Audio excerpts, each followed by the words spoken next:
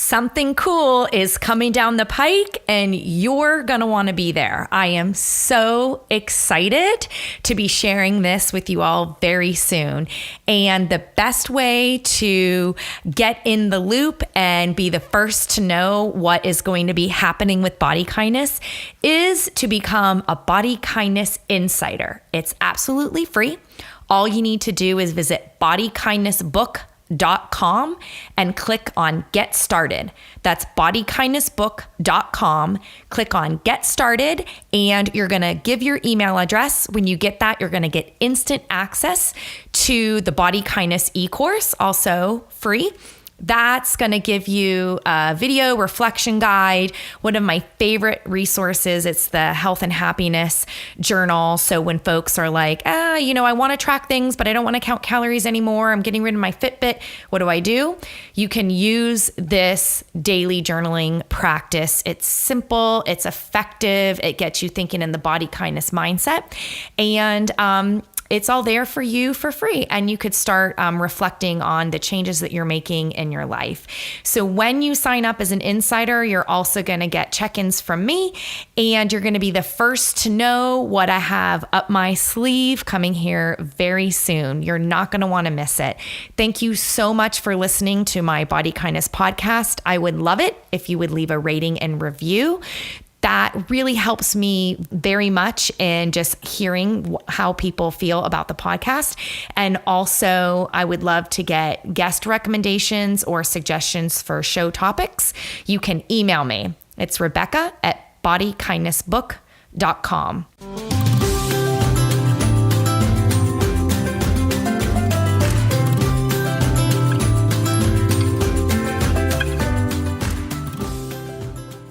So, listeners, how is it going with the yoga challenge? I hope that you are partaking and getting some real benefit out of this daily yoga practice that we are embracing for the entire month of September. And if you haven't started it yet, no worries. You can jump in at any time, and there's no special signups or fees or anything you need to do. You just simply need to decide that you want to embrace yoga as a way of learning and growing in your body kindness practice. And we're featuring this throughout the month of September because it's Yoga Awareness Month. And if you've read Body Kindness, you'll know that I have personal experiences with yoga and healing my body image.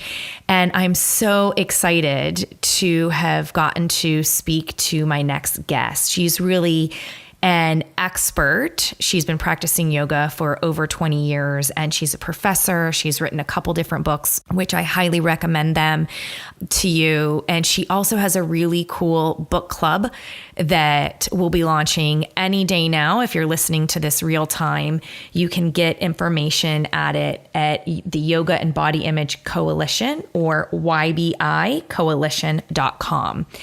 And I really hope you enjoy our conversation. I think it's a great discussion just around our personal experiences with yoga and body image, and also how it helped us put other forms of exercise on the back burner temporarily and get to a place of a better well-being. With that, I just invite you to take a deep, calm, relaxing breath.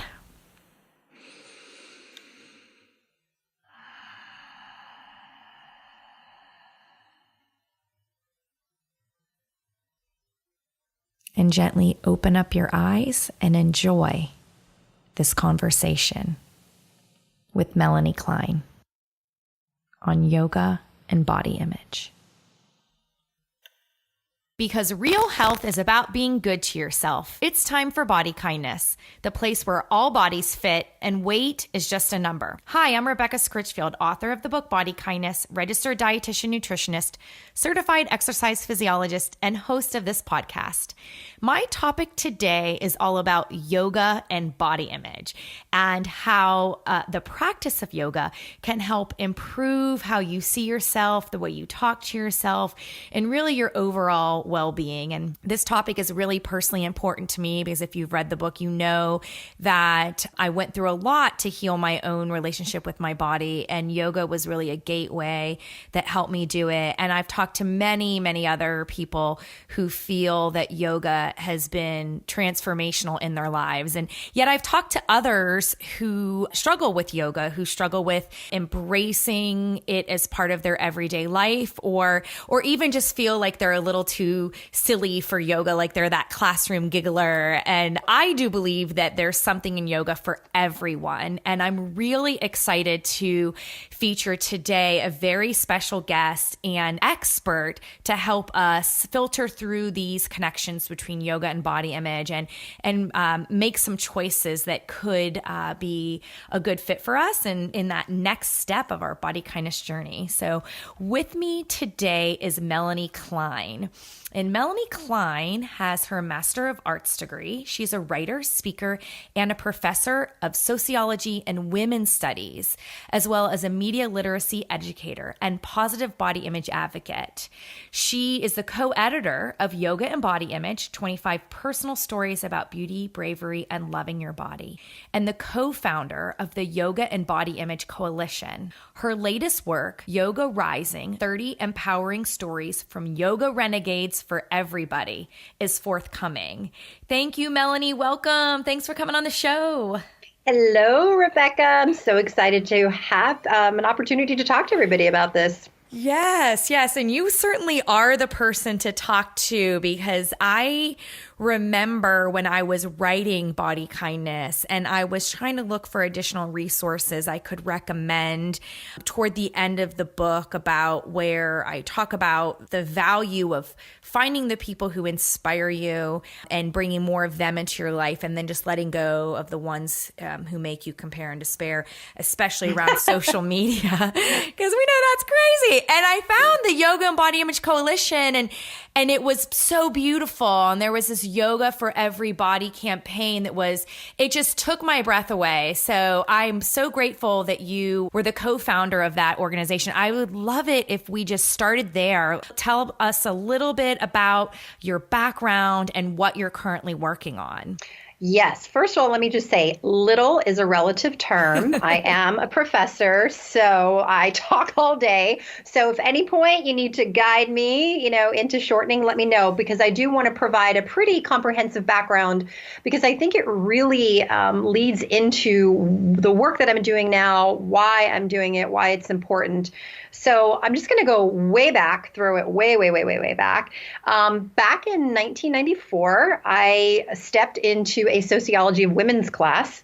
And it was a really exciting time for me because so many of the things, from dysfunctional relationships, abusive relationships, disordered eating, and, low self-esteem, things that I really felt were my experience because there was something wrong with me, got explained in a very structured way. I was able to make connections to the culture that we live in and understand that, first of all, I was not alone, but the experience that I was having and so many other people that I started to meet that were having was really symptomatic of, a culture rooted in, very distorted media representations, patriarchy, misogyny, racism, ageism, sizeism, go on.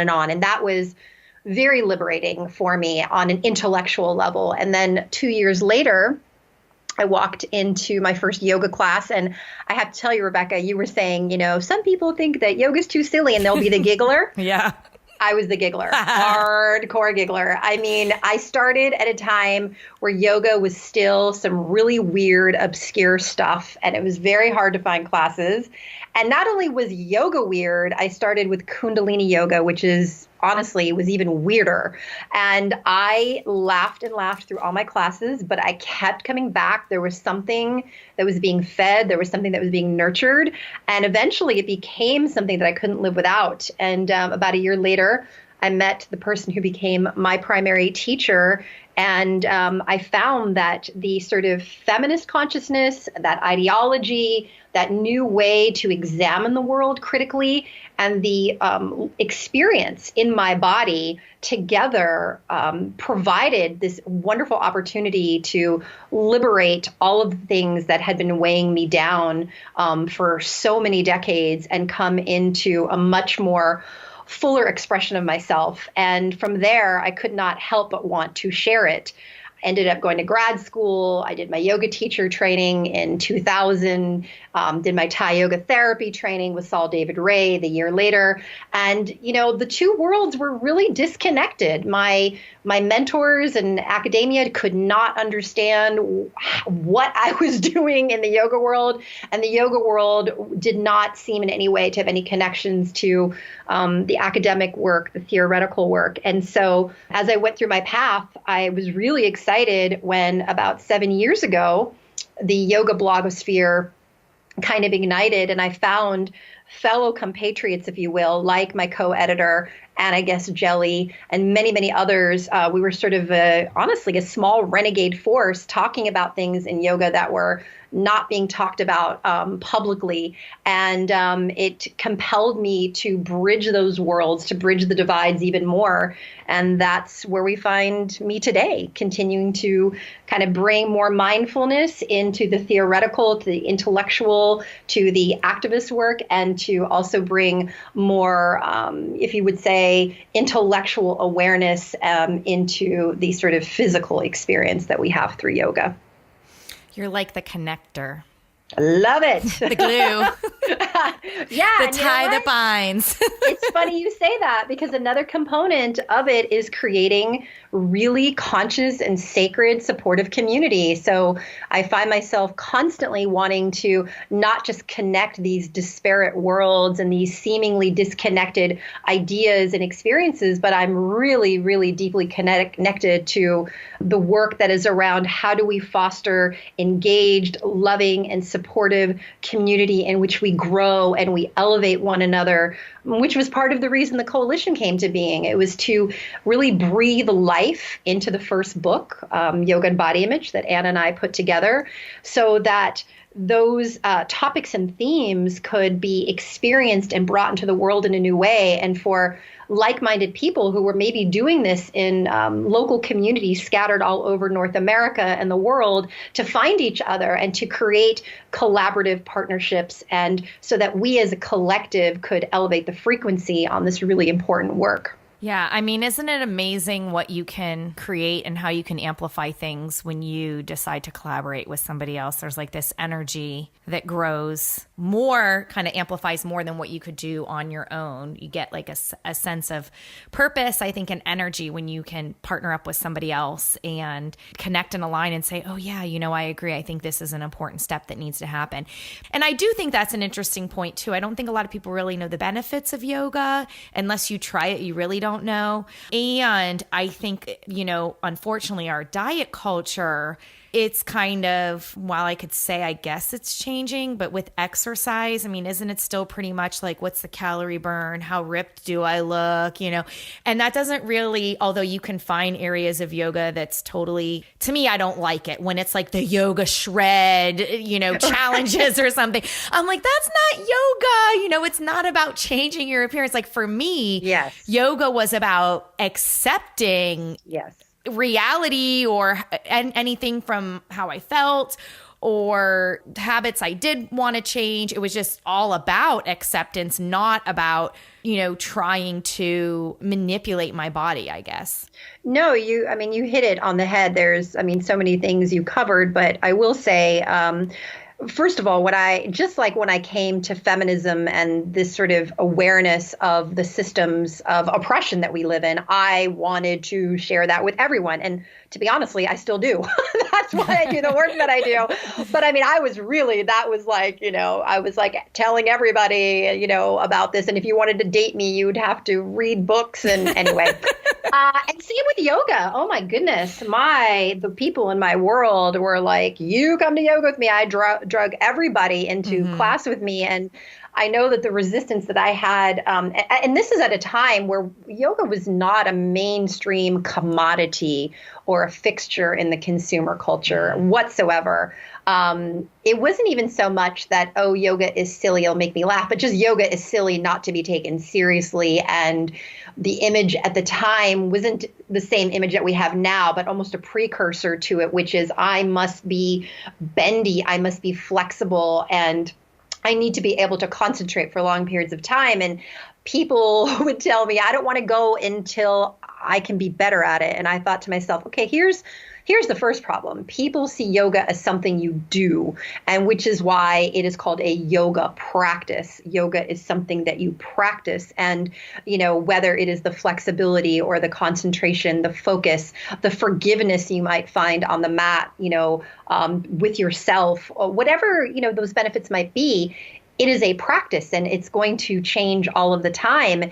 And to me, that right there was one of the big draws. This was such a stark contrast from the world that I came from, which was a world marred in gyms. I mean, my first gym membership was when I was 12. My mother was the aerobicizing leotard with the floss up the butt, permed, Reebok high tops, gym lady. And being, quote, fit and in shape, even though it was never really about health, but we know that's another conversation, was really important for the women in my family. And, I was dragged to the gym and constantly hearing about calories and food, and it was a horrible place to be. There was constantly comparisons and contrasts and all of these things happening. And when I walked into my first yoga class, all of that dropped away. This idea that you're competing with others, that you're competing with where you have been or an idea of where you should be, or you're comparing yourself to anyone in your family or your peers or the models, like that was gone. That was not part of the dialogue. And while certainly the breathing and the movement was an experience of being in my physical body, that was so new. It was gentle and loving, and it required me to pay attention and listen to my body. That was revolutionary.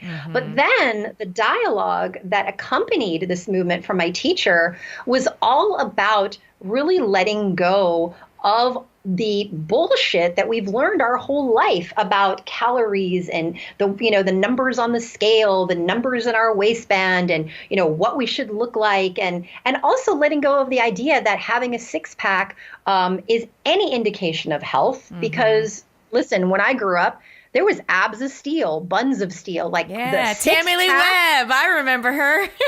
I mean, like seriously, the six-pack was not just about masculinity. It was really a new definition of femininity that grew in the 1980s that people should take on. And I have to tell you, I felt like a freaking failure that I, was not under 120 pounds. I mean, I think I surpassed that in sixth grade. I don't know.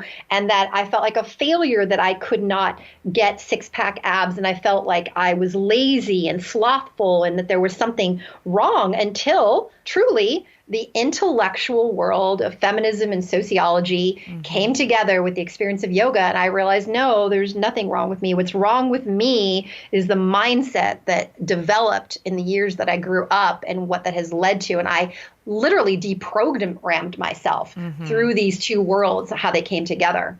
That's so interesting. So you were basically shown through going to the gym with your mom, basically, that like, this is what we do to be healthy, but it felt wrong to you from the get-go, and it's at least what it sounds like you didn't like being there, like, oh, this is great and I'm so healthy. But it took yoga to come into your life to kind of crack you open and see that there's so much more to well-being, that, to kind of remove the idea that we should be so focused on our appearance, which is what's one of the top things that our society requires women should do with our time, is work on our appearance. So it's in yoga, and your coursework was kind of together helped you just completely write a different story then. Yeah, I mean, again, so much to dig into here. I want to just clarify. It wasn't that I felt the gym was wrong. I felt I was wrong. Oh. I felt that, these pursuits that the women in my family and most of the women, adult women in the culture that were partaking in what we, the body project, like you said, the time and energy and money spent on the external self. I felt that, first of all, I thought it came easy to everyone. And I thought the fact that it came hard for me meant that I was defective in some way. And it was embarrassing and shameful for me to be in my body as such. So I felt I was the one that was wrong. And that's also why I didn't like the gym or a lot of physical movement. I would not have described myself as a physically active middle schooler or teen, because for me, physical activity was something barbaric. It was something overwhelming. It was something about dominating your body and having this, the whole mind over matter was something that I was told a lot. That, if maybe you're feeling lazy or feeling tired, but if you're dedicated enough, if you have enough motivation, if you have enough willpower, you can overcome your body. And I felt, well, my body is a weak vessel. My body is just not good. And when I found yoga, a couple things happened. One was, again, understanding, well, it's not that I'm bad or defective. There's something seriously wrong with our cultural script. There's something very wrong about our cultural values, and that I am a symptom of that. I am the, sort of manifestation of a dysfunctional dialogue that we learn to have with ourselves. And it was also the first time that I really began to enjoy physical activity in a very new way, something that could be sensual and, nurturing and loving, and something that could feel so good during and after, as opposed to something that felt more like a punishment. This was something that felt I was doing this for myself as a loving way to take care of myself on all levels, versus going to the gym or running as a way to beat myself into submission and punish myself. Now, I will say, yoga is not the only activity that I engage in now. I love hiking. I do lots of walking. And even before my son was born, I was doing a lot of running, which is not something I ever thought I'd do. And it was because I was able to take the mentality that I learned through my yoga practice and then apply it to all areas of my life to find moderation, balance, and to listen to the wisdom of my body. So it wasn't just that I was experiencing something new on the yoga mat, but then that eventually radiated out and affected all areas of my life, where I understood what my boundaries were, what my body needed, something that I was not even able to tap into prior to my yoga practice. Yeah, I mean, I think what you're explaining was going on with you years ago is where a lot of the Body Kindness listeners are now, right? Because it's still the dominant belief is appearance equals health and worth and, all these things that we're supposed to be doing.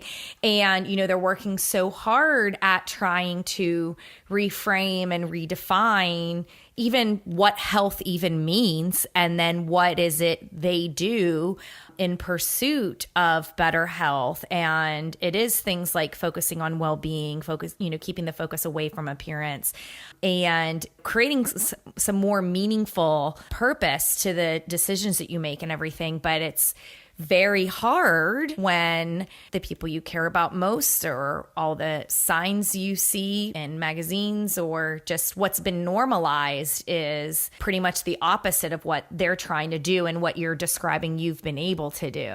Now, specifically when it comes to yoga and body image, do you feel like that sort of, I don't want to put words in your mouth, but so I guess I'll just say from me, like when I started going, and I don't even really, it was like I saw a sign like yoga studio opening. I was like, oh, I'll give it a try. Almost just a curiosity. And that first class, I was like, ew, I don't like, you feel, because you don't know any of the pose names or anything, and the whole seriousness. I mean, I'm a laugher too. And there is, I think anytime you try something new, it can be intimidating. And so I definitely think there was a part of me that needed to just relax into it. But, there were very specific messages. Well, so our studio had no mirrors, which I actually Same loved. here. Loved that. It was almost like feel your form. Exactly. And the instructor would encourage us to just use phrases like look within, or, just in this kind and gentle way, remind us that we didn't need to compare ourselves to others, and it was this, I even remember one teacher saying, hold yourself with compassion. And I'm like, yeah, compassion. And it was like this dose of non-judgment. And I think for me, that's what it was, a dose of body kindness. Yes, it was in the early stages. Yeah. That's exactly, it was like, these people know how to do things that I don't know how to do. And I feel so good at the end of the class. It was like, I didn't know that I needed to hear words like compassion and acceptance and non-judgment and let it go. Like, I didn't know that I needed to hear those things. And I think in reality, I was dealing with a very strong inner critic, and it sounds like you were too, that, something's wrong with your body and you're a reject basically. And that for me, I do think that, you mentioned your teachers, and I do feel like there was something special about the teachers I had who wanted to cultivate the compassion and the non-judgment and those elements of yoga, as opposed to this is about a hardcore. So maybe listeners should try to find a yoga that's a better fit for what they're really trying to get out of it. Yeah. And I'll tell you, that is one of the sort of, intentions behind the Yoga and Body Image Coalition and the two books is, for people who have never experienced a yoga practice, maybe have been intimidated to try, that possibly they will get new insight to what the practice means and what it could hold for them. None of the contributors in either book have had the exact same experiences, backgrounds. And, my hope is for readers to connect with at least one story, to walk away with at least one nugget that perhaps gives them, a different lens to view their body through, or to give yoga an opportunity that maybe they would have not given it before. I feel like if you can walk away with one nugget, I have done my job, because that one nugget can radiate out in so many ways. And one of the things is, if you have never tried a yoga practice before, do not let the first experience color your perspective on what a yoga practice is, or, what the experience might be. I knew that, when I first started taking the Kundalini class, it was through an extension course at a local community college. So every 6 weeks, I would have a different teacher, and I enjoyed them. They were great. They had a very deep knowledge of the practice and all of the kriyas and things like that. But when I met my really formative teacher, I knew that first class, this is it. And I made my schedule revolve around his classes. And, granted, now I had the privilege of doing that. I was a student. I had a lot of flexibility. I did not have a partnership. I did not have children, but it was very important. I knew immediately there was a deep sense of, this is where I need to be. This is who I need to learn from. And, it was uncomfortable and it was still humbling, but there was a difference between understanding I'm out of my comfort zone, but I can grow, versus this is uncomfortable and is going to be bad for me. I knew this was a positive discomfort that was going to lead to a lot of new growth. And if nothing else, if a person walks into a yoga class and they hear nothing about the breath, you really want to rethink where you're at. Because listen, I do not want to say that, you even use the word hardcore workout. It is possible you might get a hardcore workout depending on what kind of style of yoga. There are many styles. I think people only think that it's this very rigorous vinyasa flow that is available. That is not true. I mean, there's the yoga of sleeping, the yoga of laughing, there's Kundalini, there's restorative yin. I mean, there's so many kinds of yoga. But if you take a flow class or a power yoga class, yes, you might get a really hardcore workout. But that is not the point of the class. It might be something that you enjoy, but really the practice is cultivating that awareness. And the breath becomes the barometer to allow us to do so. Because if we are in any way compromising the fluidity of our breath coming through our body, that is a very clear indication that we are pushing beyond our boundaries or have reached our edge. And that is why the breath needs to be so important. It provides a focal point for people, because the bottom line is most of us have not been taught what you were saying: compassion, kindness, forgiving, and deep listening. Unfortunately, in a patriarchal culture, those qualities, those human characteristics have been gendered masculine, and masculine characteristics in a patriarchal culture are more highly valued. So we don't really teach anyone very much about how to build all of those other human characteristics that the culture has gendered feminine: kindness, deep listening, blah, blah, blah. And so if you tell someone, listen to the wisdom of your body, they're going to say, I do not know how to listen. I don't know, in which way my body speaks to me. Well, as I learned, our body speaks to us in the language of sensation.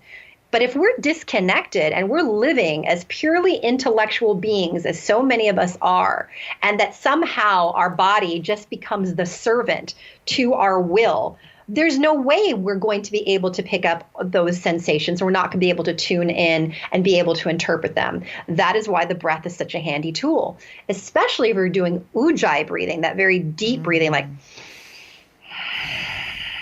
you hear it. And if there is any fluctuation in that breath, that is a very clear sign to you that you need to maybe back off. You need to listen. You need to take a break. So that is why I say, if there is a class that is not in any way spending any time or attention on the breath, that does not emphasize the breath, it is highly advised that you look for another class that does, because that gives you a pretty good indication of where the focal point is going to be for the teacher in that practice. Yeah, no, I'm glad you brought that up, because I was gonna ask, well, let's define what yoga is anyway for the listeners. And my best teachers have always said things like, approach this class with a beginner's mind. And would start a class with the breathing, and they give you time to notice your breath, to practice the ujjayi breath, to, they'll even give a metaphor for what it should sound like or feel like. And so, yes, if you're one of those beginner giggly laughers, just wait till you hear everyone else kind of, making the waves, the ocean waves in the back of their throat, or the Darth Vader there you breath. Go. Yes.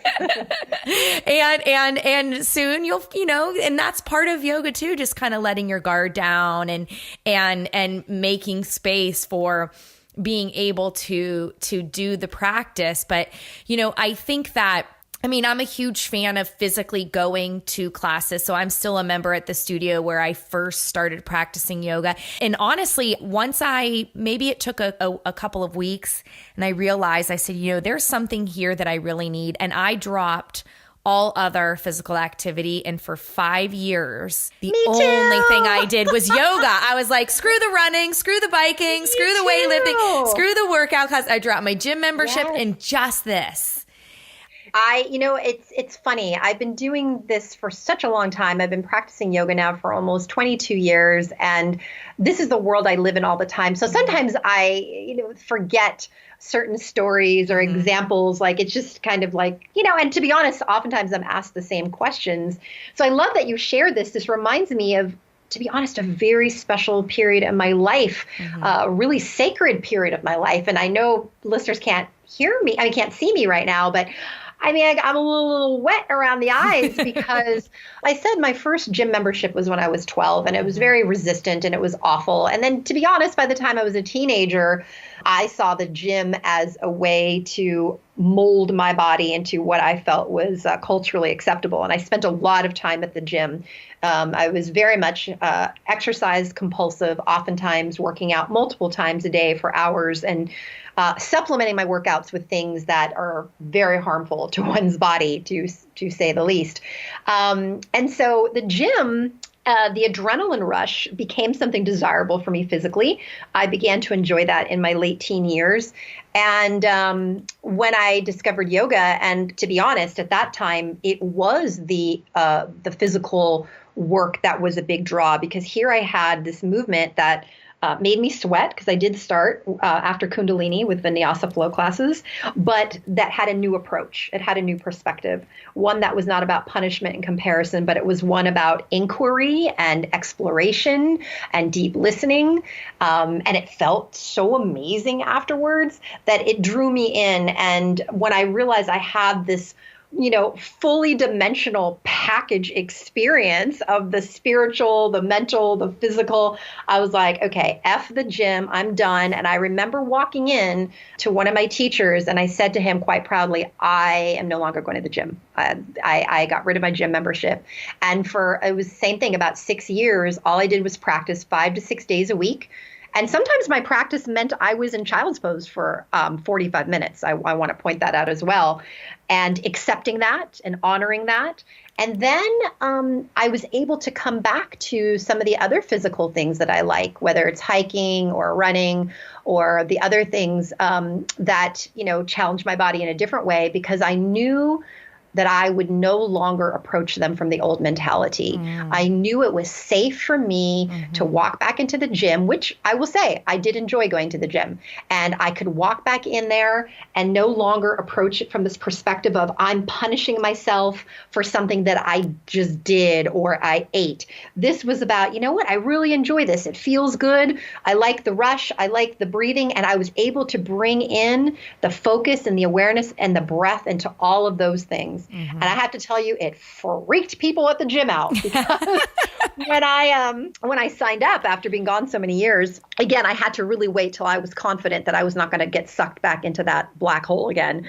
I went and they signed me up, and then there were questions like, so why'd you join the gym? Do you want to lose weight? Do you want to firm up? And I was like, yeah, none of those. And they're like, well, did you join the gym to firm up or to lose weight? And I'm like, yeah, no, I just came to hang out with my best friend and have fun. Did you join the gym to lose weight or firm up? I'm like, no, I did not join for any of those reasons. And then they said, well, would you like a trainer so that you can learn how to do this? I'm like, listen, I come from a gym background. I'm fine. I am here because I enjoy some of this exercise. It's time with my best friend. I'm cool. And they did not know what to do with me. The idea that you could simply move physically and be in your body for pleasure and enjoyment was like, whoa, I thought that you're here for some specific, you want to sculpt or you want to change. I'm like, no. So it was a radically different way of going to the gym. And that perspective has never waned. I mean, I can engage in various activities and know that my awareness is such that I can be very clear on if I have passed the boundary between I'm doing this out of self-care and love and acceptance to this is out of denying myself, punishing myself, I'm comparing. And if I notice that that's happening, then I pull back and I have to check in with myself. Yeah, I'm like, there was a point when you were talking, it was like the tiny little hairs on my arms were like, standing up. I was getting the chills because I never made that connection for myself, that the pause from everything else was, and I made the connection that the time with yoga helped heal my body image. But I never made the connection that, so when I did start to run again, it was from a different place and for different reasons. And to give that, I mean, I felt that it was for different, but I never quite gave that credit to yoga. But after listening to you talk, I was like, I really can relate to that had I continued to, if I didn't get into yoga as much and I just kind of added it to my regular routine once a week or less, I don't know if I would have gotten the benefit that I needed to get out of it. And there was just something, it definitely pulled me into it, but I needed to be open enough that it was okay to let go of these other things. But it helped me in the long run because now I can enjoy a variety of activities. And you're right, like with this strong mindset of no matter what crap diet culture is spewing at me, I mean, most women exercising, it's assumed that it's because they're trying to lose weight. And especially if you're a person in a larger body, I mean, if you're working out, it's like, well, let's let the congratulations and accolades just come rolling in because clearly you're trying to lose weight or somehow, make your body better. And that is a horrible reinforcement of negative messages that we're trying to resist, and frankly, it can keep people from exercising altogether, really. But I do advocate, for anyone who's listening who is, maybe like, oh, I tried this one yoga class this one time and meh, or something. I mean, if you really, I guess I would say try again, right? And like something consistently too, that doesn't have to be going to a class. What would be some other things? Like, what are all the different options, right? So if someone were to, like, is it possible for somebody to do a little bit of yoga every day for like a month if they just let go of the idea that it must be a 90-minute class that you go to or something? Oh, goodness, yes. And again, when I started, I had the time and the space to do things like that because I was sometimes in school, sometimes not. Sometimes I was just waiting on tables, but again, didn't have any real responsibilities. Rent was really cheap. So I had the time to do that. And, even for myself, I oftentimes thought, oh, well, if I'm not doing a 90-minute class, it doesn't really count. And the moderation actually came even more for me when I became pregnant. My partner would say, well, why don't you just go for a walk for 20 minutes? And I was like, what the F is that? Like, what? A walk for 20 minutes? I was like laughing. And then later, I had a really challenging birth and recovery. I went, oh, I should have probably taken that walk for 20 minutes. And, it's like, yes, I had learned a lot, but still, even within me, there was a certain sense of what qualifies as exercise, what qualifies as yoga, what qualifies as health. I realized that there was still more to uncover. So it was confronting my own physical changes postnatally and what that felt like in my yoga practice that I realized, listen, 10 minutes is a wonderful gift to give yourself. And if we only think that it looks a certain way and has a certain time limit, we're not going to practice. So I encourage people, my partner practices 10 or 15 minutes every morning. That's it. Maybe 10 minutes in the evening. Maybe a lot of that is breathing. But I would say start in very small increments and be very loving and forgiving of yourself in terms of what it looks like and how long you can sustain. For a lot of people, most people, this practice is very new, maintaining a focus, creating that awareness. And that's just the mental and inner work, let alone if you're going to try any physical asana. That is oftentimes moving your body in a very different way than what we're used to. So I highly recommend that people look for something that is small, bite size. And to be quite honest, there are a lot of online classes that are available now where teachers understand that people have time crunches and there are 20-minute classes available. There are 30-minute classes. And just because you decide to take a 20 or 30-minute class does not mean you do the whole thing either. You might say, okay, you know what, this is enough. And then you go into child's pose or final resting and you just, allow that to integrate, or you sit there in seated meditation and you connect to your breathing and it just begins to grow and it begins to change, which is why it's a practice, right? It's something that we do for life. It's not something that we do for a period of time to fix something and then we go about our usual business. This is something that really takes time, care, and attention, and is a practice that we sustain vigilantly, like we would with any relationship, right? We put time and care into our relationships, and that includes the one we have with ourselves. Mm-hmm. Yeah, no, I know what you mean. And as somebody who's been doing yoga for a really long time, I'll also go through periods where I don't do it at all. And I always miss it, so there's always this voice in the back of my head, like, you really need to be in a yoga class or you really need to do some yoga. And so I guess I would also encourage people to just try and keep trying and don't worry if it's been a long time or it would literally be your first class, or you do a class and then you have a bigger break, I really feel like that it's always going to be open and accessible. And like you said, it could start with breath. What could you find online that may even be for free? And there's lots out there. There's a lot of different things. Yeah. Yeah. And, that idea for what do I have today? If it's 5 minutes and who cares if the online video you're going to do is 30 minutes. Just do the first 5 minutes of it.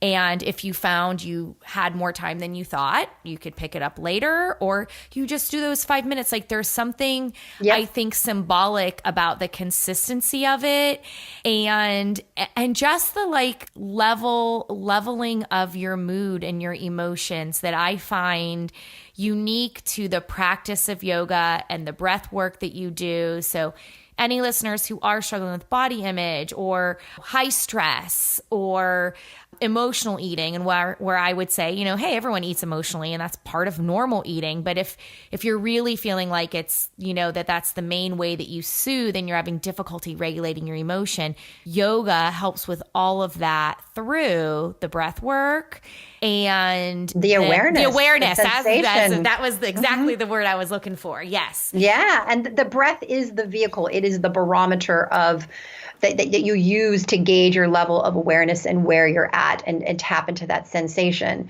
I will say this, you touched on a few things I want to address, and I know we're winding down, but I think these are really important.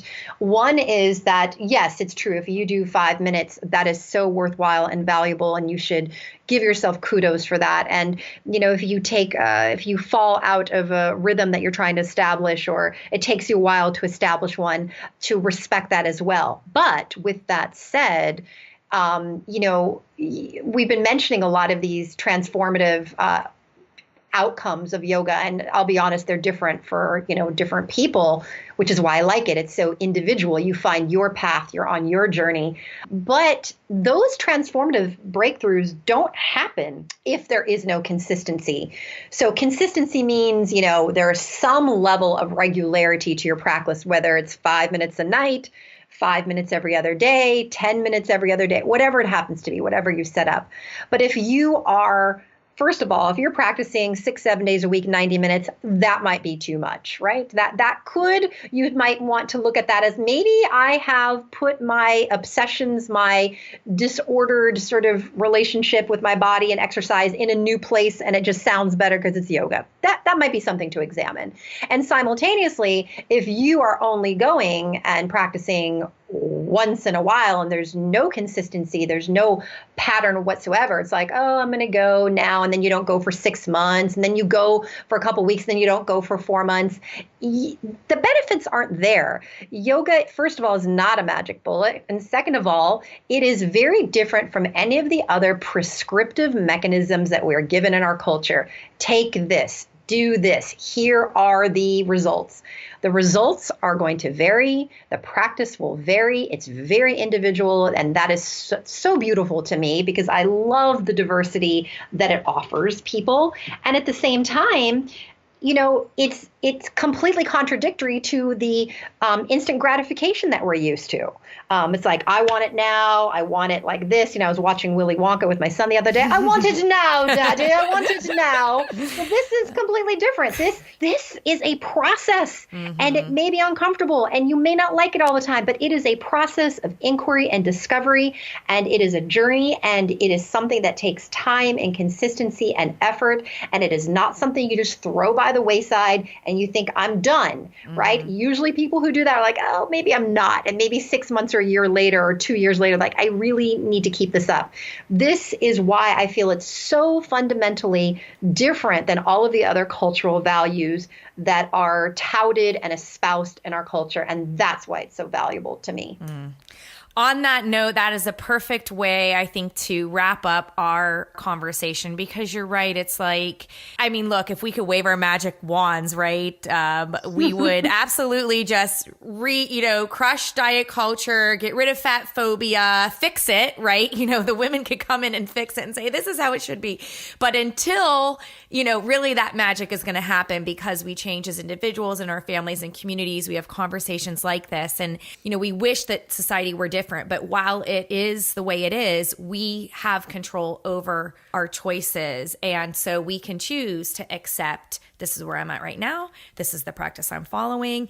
And when those messages come up that tell us we're less than, that we think about what matters to us most individually. And really, these experiences with yoga will help teach you that things can be different. And then you'll have that information to help guide you toward this place where you ended up with it, which is just like, I don't need any of this other crap. I just need my yoga. So yes, as a guiding force, because there's a lot of other things. And actually, that's one of the reasons why I knew it was important to have a follow-up book to the first one, Yoga Rising. I knew there was a lot more to offer and to explore.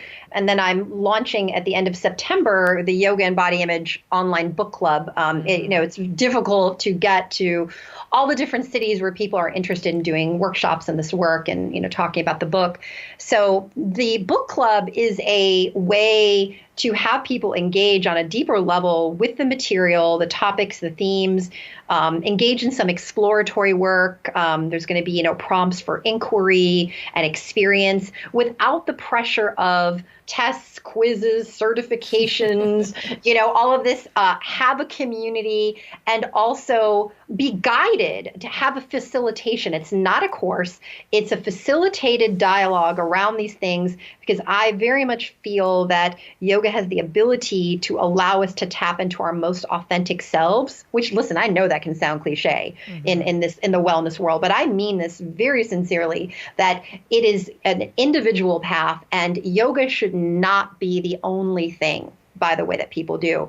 Yoga could maybe be the first thing, and it might lead people to the other mechanisms and practices, or maybe, services, whether it's seeing a therapist or spending more time in nature, spending less time on the media, the other things that are going to feed them on their journey. But it's not just like, hey, yoga will fix us all. Yoga is going to provide the mechanism for inquiry. This is going to provide the path to allow you to become more aware in the world. And so the book club is, again, this forum for people to come together in a supportive community without any stress or pressure, and to dive into this and to begin their own process of discovery. And we all need that so much. Oh, yeah. Well, I'll be sure to include the link to your book club in the show notes, as well as everywhere on social media and everything. But is there a sort of a home base where you like to send people to if they want to learn more about your books and stay in touch with you? Yeah. If you go to the Yoga and Body Image Coalition website, it's ybicoalition.com. People can sign up for, opt into our newsletter and find out about workshops, events, upcoming, books or campaigns. There's opportunities for people to get involved in the community on a more official basis, and lots of other great helpful information. So ybicoalition.com. Thank you so much for being here and chatting with me today. Thank you, Rebecca. Bye, everyone. Listeners, if you'd like to join us on our month of finding connection through the power of yoga, please visit bodykindnessbook.com/BKyoga. That's all one word. bodykindnessbook.com/BKyoga. And you'll be directed to a page where you give your name and email address, a little bit more details about what I'm offering for free this month. And I hope to see you there. If you have any questions, concerns, challenges with finding that page or getting signed up, you can always shoot me an email. It's Rebecca@bodykindnessbook.com. And that's our show. Thank you so much for listening. I would love if you could take a minute and leave a rating and review on iTunes. I know they don't make it very easy, so I have a few quick tips for you. First, launch the Apple Podcast app, and then you're going to click the search button to enter the name Body Kindness, and you'll find my podcast. You'll see the album art. And when you click on the album art, there is going to be a button in the middle at the top. It's called Reviews. Click that. And then when you scroll to the bottom, you will see an option to leave a review. And so you'll click that button and go ahead and write your thoughts. I also would love ideas for future episodes. You can email me, Rebecca@bodykindnessbook.com. Again, that's Rebecca@bodykindnessbook.com. I love chatting about the show and how it's helpful. And so keep those emails coming. And also, if you are not yet completed with the e-course, don't don't forget, that's a free resource for anyone who's interested in practicing body kindness. If you visit bodykindnessbook.com and click on Get Started, just enter in your name and email and you'll get instant access. I'll see you there.